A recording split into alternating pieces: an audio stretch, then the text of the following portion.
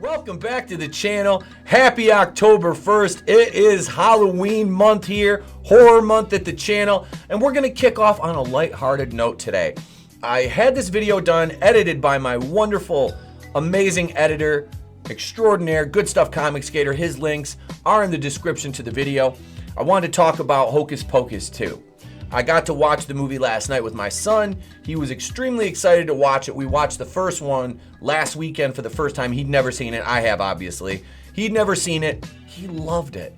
Got into the movie, and I'm going to talk about the second one. We're going to do a brief review of that, but first, I want you to listen to the video because this is a review from a professional reviewer. Non-spoilers.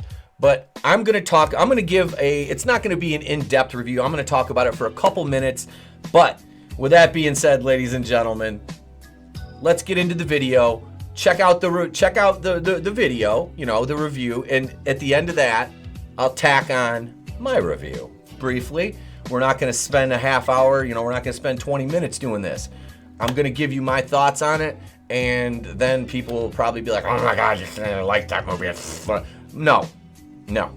Let's get into this. Let's enjoy it. Here we go.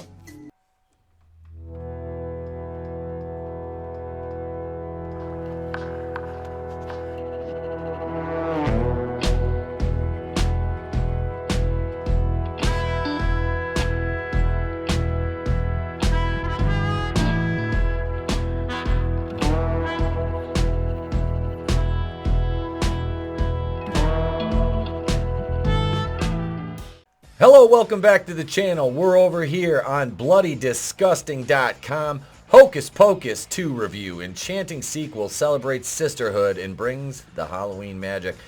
I just watched the first Hocus Pocus the other day, and I myself enjoy that movie. It's fun. It's a product of its time. It has a great cast, and overall, it was just a fun movie. My son had never seen it before. He loved it. Tomorrow night, he is excited because we are going to watch the second Hocus Pocus as that premieres. And here we get a look at the cast. Sarah Jessica Parker, I can't think of this gal's name, and Bette Midler. The Sanderson sisters are back. Almost 30 years ago, Hocus Pocus introduced a trio of memorable Salem witches who wreaked havoc on Halloween night when accidentally resurrected by the Black Flame candle. The candle gets lit more than once in the long-awaited sequel, Hocus Pocus 2, introducing a new generation to the enchanting world of Halloween witchery. Nearly three decades later, the Sanderson sisters still cast a magical spell, offering nostalgic callbacks with modern take on sisterhood. Okay. This is what scared me right here, a modern take on sisterhood. All right, that is a frightening concept for a movie that is as fun as Hocus Pocus. The sequel, I have a feeling, is going to be, I don't want to say woke, but I have a feeling there's going to be some nonsense in there that doesn't belong, doesn't really have any place in there. It's just not a good fit. So what we'll do is we'll go through this review, and then Saturday, after I've seen the movie, like I said, I'm going to watch it Friday night. Maybe I'll record something Friday night. I don't know. But we will talk about this, and I'll give you my thoughts on it in a single release video review. It's Halloween in Salem. High school student Becca, played by Whitney Peak, picks up last-minute supplies from a local witchcraft store. Store owner Gilbert, Sam Richardson, regales a costumed audience with tales of infamous Salem witches: Winifred, Bette Midler, Sarah Jessica Parker, and Mary Sanderson, Kathy Najimy, that's her name. Or rather, a story that reveals why the young sisters turned to witchcraft in the first place. Becca heads to her favorite spot in the woods to celebrate her 16th birthday with pal Izzy, Belissa Escobedo.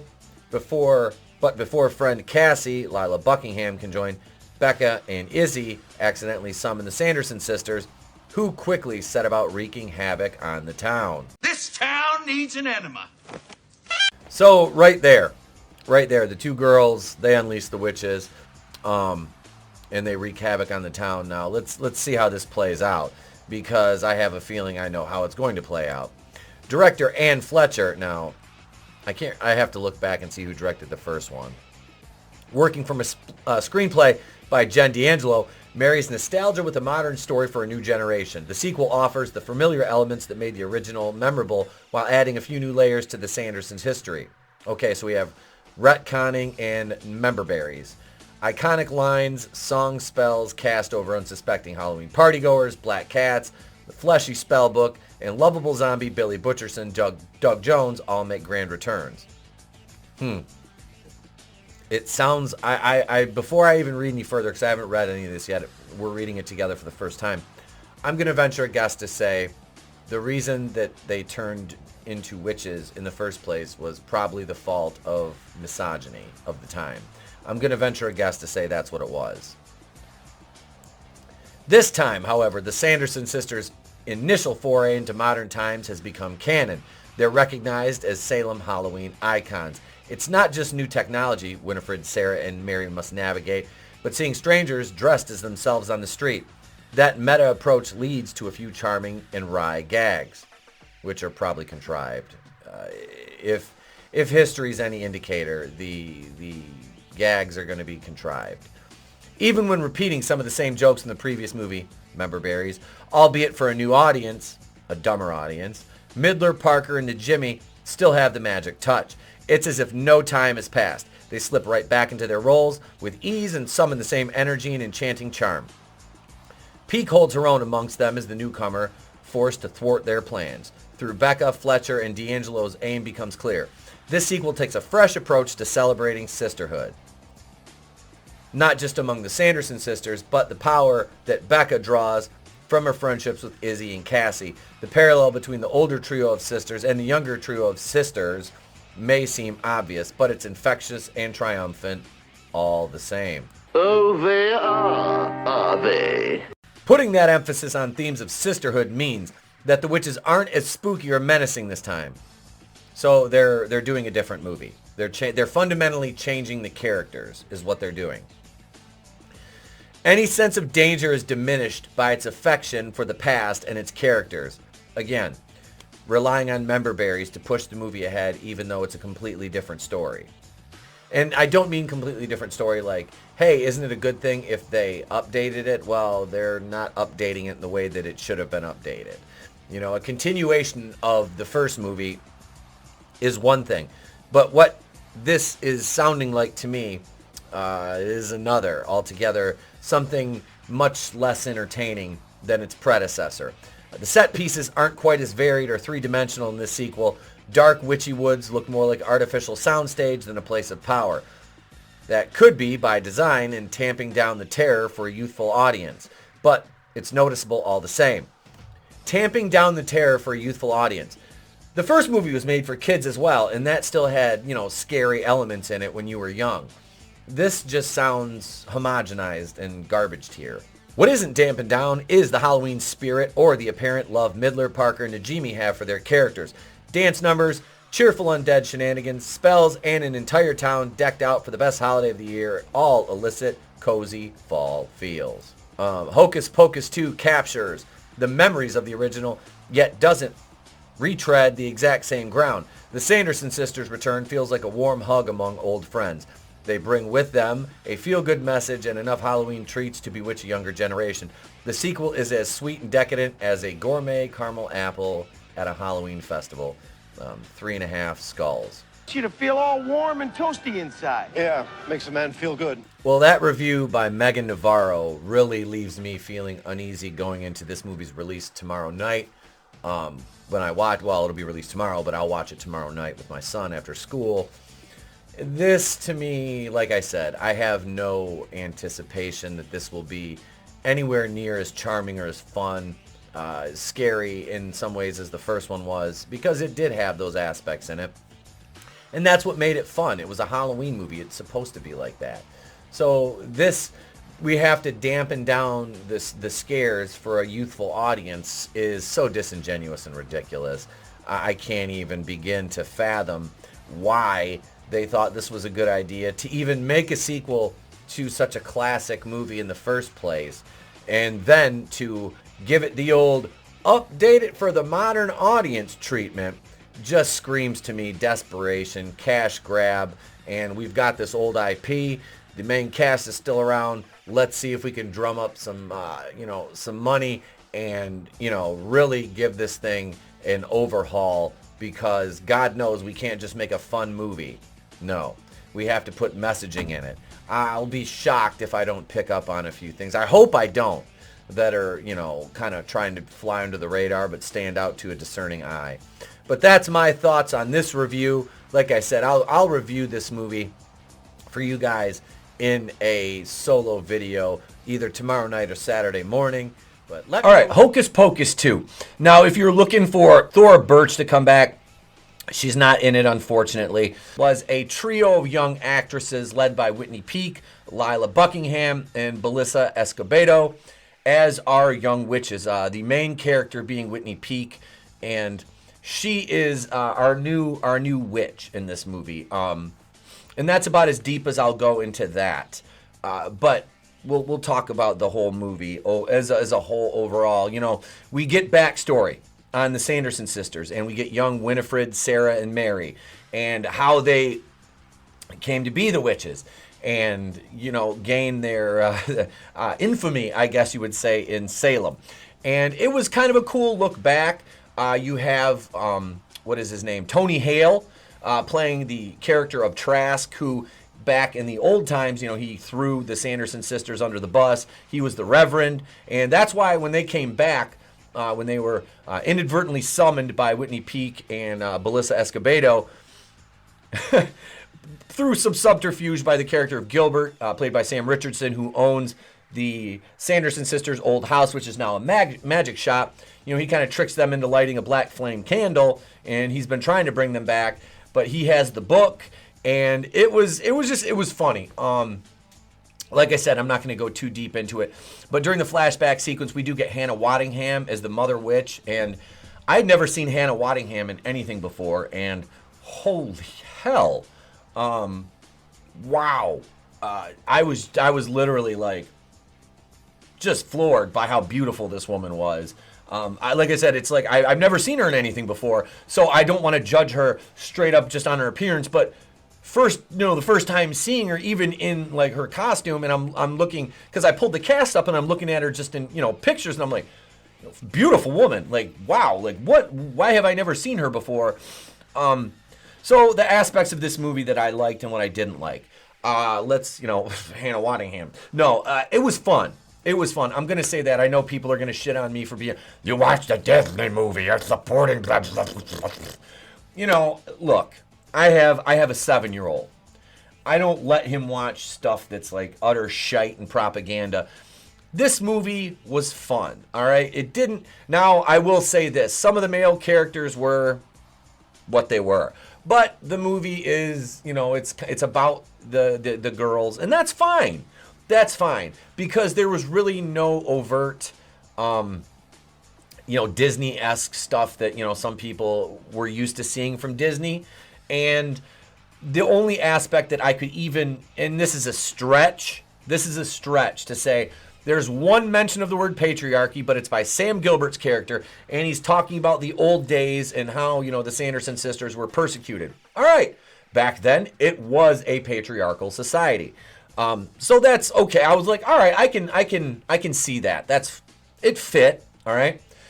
And the second thing is, when we go to the downtown Salem, they have a big festival, and they're having a Sanderson sisters like cosplay event on stage, costume contest, and there's some drag queens in it. All right, and I didn't bother explaining it because it was never mentioned. It was like, oh, this is a drag show, because it wasn't all, but there were a couple, and being an adult, you're gonna notice these things, but to a 7-year-old, he's not gonna notice them. So I swept it under the rug, didn't mention it, didn't let it screw it up for me. So it wasn't bad. It really wasn't. It was funny because you got a couple, song numbers in this, and that's Bette Midler's forte, is the song. She's Broadway, so it worked out well. It was good to see her, Sarah Jessica Parker, and Kathy Najimy come back, because they were funny. They were legitimately funny. I enjoyed it. I did. I'm not going to lie. I'm not going to sit here and shit on the movie. I'm not. All right, so as far as the rest of the cast goes, I was talking about, you had Tony Hale play Jeffrey Trask, who was the descendant of Reverend Trask, who was responsible for the demise of the Sanderson sisters, 300 plus years ago. His daughter, Cassie, is friends with Becca and Izzy, who become, like I said earlier, our new trio of witches, but they're not the heel witch variety, they're the babyface witch variety. And you get some of the men in this, like I said earlier, bumbling. You do get a proper send-off for William Billy Butcherson's character at the end of the movie. Doug Jones comes back, and it was adorable. It was a fun movie. I really had no issues with this. There was no ham-fisted, heavy-handed stuff in it. It was enjoyable. My son loved it. Like I said, having watched the first one last weekend for the first time, and knowing he knew that this one was coming out from advertisements and things like that. We were going to watch this. This was because I enjoyed it. I enjoyed the first one. It's a fun movie. I wish they would have brought was it Max back too. I don't know why they didn't. But what they did have in this was 3 solid young actresses who, for what they did, what the dialogue and the story called for, they did it well. There was no issue there. Sam Richardson, who played Gilbert, the owner of the magic shop, he was good. He was funny, when he had to be. Let's see, Kathy Najimy, Sarah Jessica Parker, Bette Midler, obviously, the main characters. As far as, draw power goes, they were good. Kathy Najimy was just, yeah, I enjoyed it. Sarah Jessica Parker, Barbaro did really well in this. I have no issues with that. Bette Midler, despite being an insane person, was funny. So there was really, I did not pick up on any overt messaging in this. Like I said, you had the Sanderson sister costume contest on stage, and there were some drag queens there, but they never really pointed it out or made a point of it. There was one joke where Kathy Najimy's like, "God, is that what I look like?" And it was just a guy with a beard and like a bad costume of her. So it wasn't really too, it was. I laughed at it. I honestly did. I laughed at it because it kind of played like an 80s joke to me. You know what I mean? That late 80s, early 90s type humor. Hannah Waddingham is Mother Witch. I do have a theory because they lead into maybe doing a third one. So I was kind of thinking that maybe they bring the Hannah Waddingham character back for the third one and make her the antagonist to the Young Witches. If they're not going to bring in, Midler, Parker, and Najimy again, and you're going to build with the Izzy, Becca, and Cassie characters being the new coven, as it were. Hannah Waddingham is gorgeous. God, I'd never seen her before, and I was just like, holy hell! Like, how have I never seen this just beautiful woman before? I've never seen her in anything that I can remember. But I could see them maybe bringing her in to be the villain. I don't know. I thought it was funny though. Tony Hale that played Jeffrey Trask, like he was funny. I think I remember from he's played bit parts in so many things. I think he was in Arrested Development too. I don't really remember much of that. Froy Gutierrez was Cassie's boyfriend Mike. He was kind of a goofball, but it was what it was. The movie, its themes were like sisterhood, togetherness, and it was just a fun watch altogether. I enjoyed it. No issues with it whatsoever. If you have kids and you liked, and you're of, a certain age, or, you just happen to like the first one, I recommend it. I think it's a fun watch. Your kids will probably enjoy it, and that's about all I got for you. But no, I thought it was a fun movie overall. I recommend it. So that's all I got. Hope you enjoyed the video. Hope you enjoyed this brief review of Hocus Pocus 2. And join us tonight. We've got the watch party for Nightmare on Elm Street 2 that won our poll on the community tab on the YouTube page. So 9:15 Eastern we'll be kicking off. We've got Nick Utam from World Class Bullshitters. We've got members of the Legion of Memers. We've got Superfan Adam Shawhan, Goodstuff Comixgater. We've got a whole host of people joining us tonight. It's going to be a great night. We will be sharing the link to the movie out. So join us, please, 9:15 Eastern, right here. Saturday night's main event kicks off Horror Month with a special horror watch party, Nightmare on Elm Street 2 from 1985. I'm Mini-Etep, Queen of the Place to Be Reviews. I've been here with all these. If I don't see you, have a great day, a pleasant tomorrow, and I'll catch you on the next one. It's better to burn out than to fade away.